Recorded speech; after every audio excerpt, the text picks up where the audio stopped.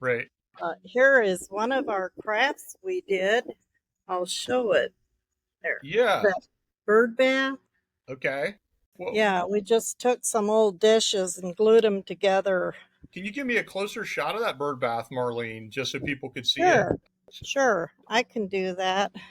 Um, yeah, my husband got so many dishes, Okay. and then he also got a bunch of records. So he put them over a slump mold and used a torch to meld them the Uh, records. That's how he made the flower. but you said records like vinyl records or Yeah, yeah, records. oh, I hear like a fire alarm going on. Is there like a fire drill? Well, it's a noon whistle. Better. Can you see it now? Okay, yeah, I can okay. So I see. That's a better shot. Yeah. So that's a flower on the front and those are records, yeah? Yep. Yeah, it was pretty easy, I think, or he sounded like it was. I don't Okay.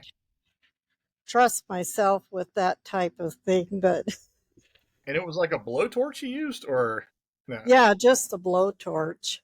Okay.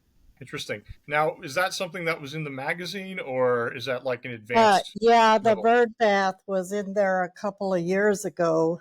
Making use of old dishes was is really popular because people Yeah. don't want them as much anymore. You ask about painting. I started painting when my son, which was my youngest child, went to school, and I would get together with my aunt and her daughters and some friends and paint once a month. And I kind of got my lessons through her. Then I just started really playing with paint a lot more. I guess the crafting kind of comes from that. If I didn't know how to do it, I like to learn how to do something. So, Challenge for the growth part of it. Is that yeah, just for the challenge. do you remember what were some of the first things you painted? What kind of paint did you use? Like what was that all like? I started using oils, and then I Hmm. graduated. Well, I became sick from the oil paints and the solvents you Ooh, use with them. So I switched to acrylics, and yeah, so I've been painting in acrylics ever since. I also okay. did some pastel, which is like a chalk type of paint, and watercolor. I'm afraid this will go off if I go in another room because most of my paintings are in other rooms of the house. So, What are your favorite things to paint? yeah, mostly I paint nature scenes, but I also do some children. I think I painted all my grandkids Okay. if they sat still long enough. And Okay. Do you ever paint yeah, so now, like kind of like horse and buggy scenes or farms or those kinds of things like yeah, from the community? I've done those. How's the weather right now out there? I hear, is it windy? Does it feel like Well, autumn? we had rain this morning, a lot of rain, which we needed. Um, Okay. it was really dry.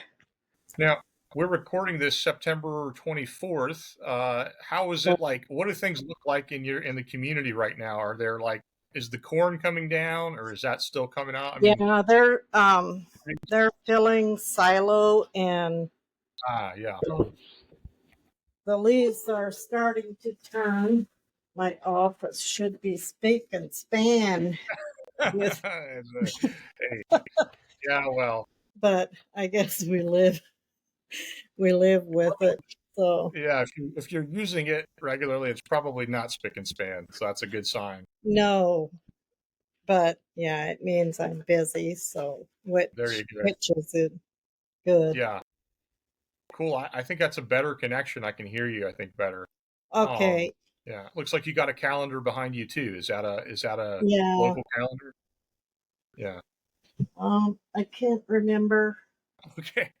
Probably just one I picked up. I hardly ever use Yeah. it, but Yeah, Sure. it's still nice to have. Well, a lot of the Amish stores give out free calendars, don't they? Like the Buggy Shop or Yeah, the they Variety Store. do. They do. I know you guys probably don't use a calendar that much, but yeah, we do a lot.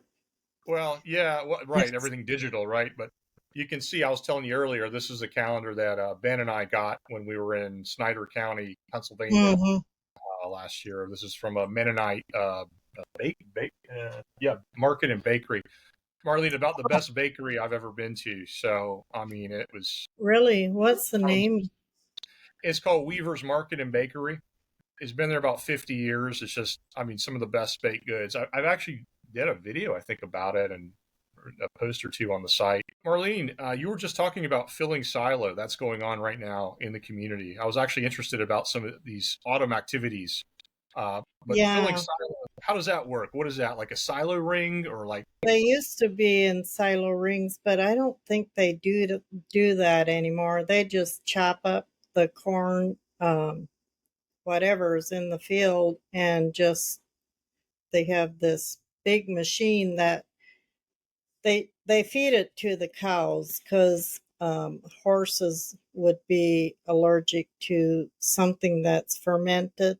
That's Mhm. it ferments in there, and cows, can take that type of thing. Right. It's a nice. So they're cutting corn. It goes through a binder that binds it up, and then Right. they chop it and put it in feed bunks and stuff for cattle, Hmm. mostly because it's a fermented corn type of Right. thing. And it's not just like the corn cobs. It's the full plant, isn't it? Yeah, it's a full plant. They don't do that as much anymore as they used to, but Because the silo ring was like the local farmers, like it was a ring, yeah, right? There's like a local farmers would help each other and they'd move from farm to farm, like as a team, yeah. right? My sister and her husband have a farm, and I think she said there's maybe 6 or 7 guys that get together to. Because I guess it's a pretty big job. You kind of need like extra hands, right? Like a Yeah, you do. You oh, need somebody to cut it. You need somebody to put the shocks on the wagons and then put them in the chopper. Marlene, I remember in our first talk, you talked about one of your favorite memories of like being on the farm. Because I know you grew up on a farm. Is that something you participated in too? Did you, do any No, silent? that was mostly a man's job That was a man, because, right? yeah, like I used to drive the wagon to for hay when we made hay or put hay in the barn, but it was not in bales. It was just loose hay. That was a chore. That was, but that was something you did as a girl, as a Yeah, teenager, as a younger girl. Okay, and that's normal, isn't it? I mean, on the farm, yeah, it is. it's not just men and boys doing some of those jobs, right? I mean, the Yeah, girls and you can help out too, yeah, on the farm. yeah, I has had to harness the horses and get them ready to be hitched up because there were just 3 brothers, and I had one older brother, but he couldn't do everything. So, Okay. yeah, I always had to help. I guess especially in families where you don't have a lot of the boys, the girls are going to have more of a expectation to help out on some of those farm tasks. Is that Yeah, right? yeah, yeah, Okay. that's true. I'm also thinking of the opposite situation. Like one of my friends in Pennsylvania, their family they had like a ton of boys. They had like 6 or 7 boys before they had a girl. So Mm, like a lot of the kitchen jobs, a lot of the boys would help out. Like washing dishes or the things that are traditionally, I guess, like female jobs yeah. in the Yeah, Amish household. my youngest daughter has 4 boys, and they did everything. They did laundry and washed dishes and made cookies and everything, but somebody will have a really good husband sometime. He may help with that stuff too. Yeah, Yep. it's like a gold star husband. Yeah. So it's not always strictly regulated by like your gender, what you do. No. Marley, let me ask you, other, as we come into fall here, other signs of autumn or fall that are going on in your community in northern Indiana, Shipshewana area. We mentioned the silage produce is coming in. Probably you're probably seeing a lot of Yeah, pumpkins. a lot of whole fields of pumpkins and gourds. Yeah, they're everywhere you look. They have pumpkins or gourds for sale. Gourds and mums and corn stalks and yeah, a little bit of anything. And you'll have that, like I remember in northern Indiana being there in the autumn, like you could just people will be selling like pumpkins and gourds off their, at the end of their lane or off their front lawn or whatever, right? I mean, Yeah, yeah, we have a neighbor just down the road. They have a farm. I think he has about 300 lambs right now. lambs, Sheep sheep. are the top animal that people have. They have a lot of pumpkins and gourds Mhm. for sale too. So, What about the sheep? What do those go for? Is that like for the wool? I think they go for meat. I'm Hmm. not sure. I remember also just having I mean, this was a long time ago, but in northern Indiana, meeting someone who I think had either sheep or goats. And that's, in some cultures, in some Mexican cooking or in some Arabic cuisine, those are, meats that they eat pretty commonly, I think. So I remember he was Yeah. selling his goats or whatever it was to some buyers from those cultures. Now, is there like a fall festival? You guys do a fall festival in the area? I Oh, remember. yes. Yes. Have you heard of it? The Fall Go ahead. Crafters Fair is really a popular thing in Indiana. When they started, I think it was in the 1990s, and I would paint pumpkins with the kids. Now it's like really big. They have the Mac Center, which is a big like coliseum that they have crafters in. They have probably about 150, 200 crafters that come Hmm. in that weekend to sell. They have singers. I think they also have a cornhole tournament. The Yeah, game where you toss the beanbag into like a it's like a wooden probably a lot of people know what cornhole is, but it's like a wooden raised platform, isn't it? And it's like a yeah, target. that's what it is. I played Yeah. that for the first time with some Amish friends in it was like Holmes County, like probably 15 plus Oh, years ago. It was just getting popular then. right now it's flag croquet, but I don't think that would be there. Yeah. Flag croquet. That's like croquet, but you use flags instead of the croquet balls, or Yeah, I think so. And it has a lot of obstacles. I think it's almost like golfing where they mm, hit the ball different places. gotcha. And this is all the craft festival you're talking about, right? Yeah, it has to be handmade. So it's a jury. No, no prizes. They just Okay. don't allow anything that isn't handmade. Oh, Like I see. anything that's produced is out. This is in Shipshewana, or Yeah, I'm gotcha. allowed to sell the magazine because it's mine and and I've always helped, with the festival. I So also take my paintings there. So tell me, if people went to that festival, when is it? And they'd be able to see you there possibly if you're there this year. Yeah, it's the first weekend in October. So it's just 2 weeks, a week and a half away. Week and a half away there in So, Shipshewana. Okay. Well, right. but we also want to talk about your own craft show that's coming up. Tell us where you're going this weekend. I'm going to Holmes County, Ohio. It's close to Berlin. It's called the Heritage Community Center. It's on Route 62, just out of Berlin, Ohio. And Marlene, this is one of your 3 annual shows, right? That you do, craft shows. We're just doing two this year. You did one already in Indiana, I think, right? Yeah, in April, the first weekend in April. And this one So upcoming, so it's going to be what, Friday, Saturday? So that's going to be Friday right. and Saturday. Friday Yeah. and Saturday. So that's September 27th and 28th. Is that right? Yep. And what are Friday people? it's 1 to 8 and Saturday it's 9 to 2. Marlene, paint us a picture. How many people are there? Is there food there? What does it kind of Yeah, look like? there'll be food.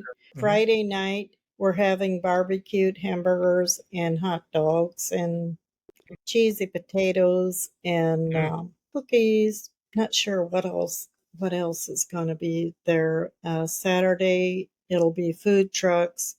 They have mm. sausage and biscuits and sausage gravy for breakfast and wraps, breakfast wraps. It's a food truck on Saturdays. So, And how many people would you expect to see there? I mean, is a pretty big crowd comes out locally out of well, state? normally over the weekend we have about 12 to 1500 people Well, that come okay, through and browse. And pretty big. yeah, and we have hourly drawings to keep the people there from the they have to go to the different booths to collect their prizes. Something fun every hour, or someone can win a prize. Yep, you might want to stay a little longer so you get your prize. Makes sense. It's free entry. Normally we have an entry fee. We don't have an entry fee this year. So there's going to be a guy there that has all kinds of like it's called planes and trains. My husband will be painting pumpkins if you want to, or painting gourds. I don't know why pumpkins always come out, but yeah, he'll be painting gourds with kids, or anybody who wants to paint can paint their own gourd. It's a birdhouse gourd. So we'll furnish the paints and the brushes for that. I know there's one giving massages and plants. There's a greenhouse there. A guy makes these magic marble things, magic marble towel holders. And then, of course, most of the direct sales companies like Pampered Chef, Lemongrass, and Myrna Kubalance will be selling her Homemaker's Friend. And also, we have Krista Troyer Hmm. authored some children's books that Hmm. which would make nice Christmas gifts. They'll be there, both of them, at the show. Yeah, I can't remember all their names, but Sure, yeah, sure. it's You said Verna Koblentz. What does she have there? it's called Homemaker Friend or something like that. It's a book on homemaking, making your own soap, some crafts. It's got recipes, simple ways of doing things. Free entry. Sounds Yeah. like some good food. Different exhibits and things to see there. Hourly prizes. Painting gourds with you and your husband, and people may be able to say hello to you if they come out. They can Yes. find you. Yeah, and That's they can pick up the latest issue of the magazine too cool. You've if got they that in there. subscribe, and we have sample issues. That's great. Marlene, I just wanted to jump back to the art topic too, well, kind of while we're on it. You mentioned something about, your art, you were interested in painting.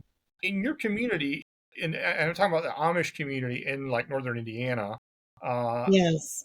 how many Amish people would you describe as artists that do art in some form? And like what kinds of art do they do that you know of? Maybe you could share some, like, you don't have to give names, but maybe some examples. Yeah, there's actually a big community of artists, and some people actually kind of hide it because, it's like kind of personal, I guess. But there is an Amish Mennonite art show in Shipshewana. I think it's the second weekend in November, and anybody is welcome to come in there. And there's a lot of different types of art, like chainsaw carvings. There's, yeah, other wood carvings, watercolor, pencil drawing. There's a guy an Amish young man that actually he does pencil drawings for a living. He draws the horses for some people that don't want to have pictures taken of their Mm-hmm. horses. So he'll draw a picture of the horse with a pencil, and Wow. that's what they show. And Hmm. he's really good at doing that.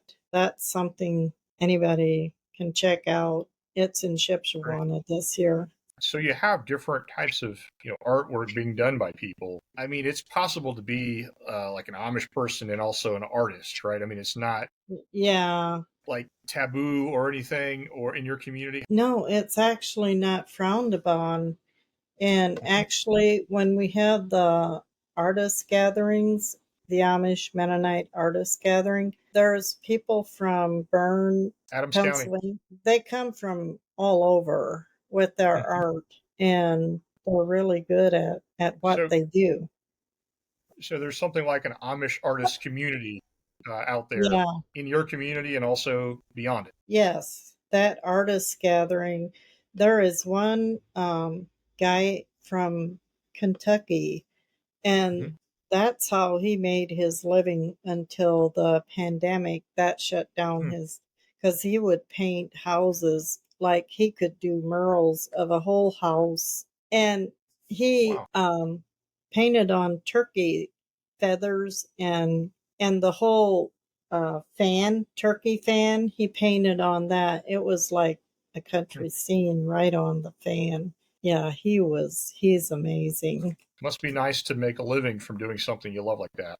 He had to learn to do something else when when the pandemic hit, A lot, a but lot, I think a lot of he's doing a lot more again. Now, Marlene, would there have been a time when it wasn't so common, or maybe was more taboo to be an Amish person and, have an art hobby, passion, even occupation like he has? Is that something that's changed? Yeah, well, this guy, he's in probably in his late 60s, and he got started as a teenager, but he's Okay. from Kentucky, and I don't know much about that community.